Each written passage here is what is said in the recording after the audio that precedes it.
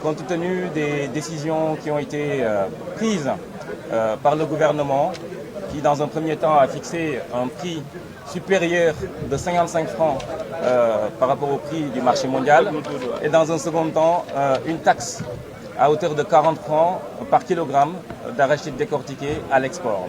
Donc, ce qui constitue une barrière pour notre activité et qui représente des impacts pour toute la filière et pour toute la chaîne de valeur.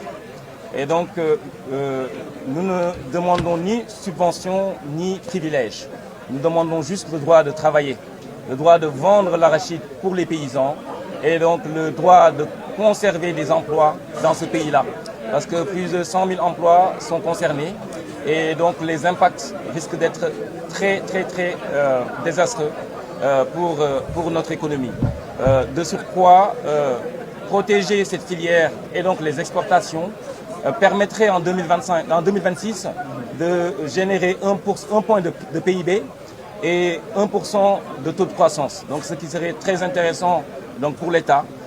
Et donc nous demanderons vraiment la suppression de la taxe de 40 francs et une communication claire, lisible de la part de notre ministre de tutelle pour nous donner un calendrier clair de démarrage des exportations afin que les partenaires étrangers puissent venir acheter l'arachide et l'excédent de production et faire vivre notre économie rurale et faire vivre toutes les sociétés sénégalaises qui travaillent dans cette filière-là. Pour les emplois, il faut savoir qu'il y a plusieurs emplois saisonniers et donc il y a à peu près 100 000 emplois en jeu.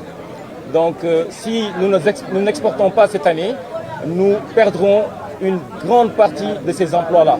Et ces emplois, il faut le dire, concernent des zones rurales, des zones comme Touba, où l'activité de l'arachide est une activité phare qui fait vivre la ville pendant 4 à 5 mois.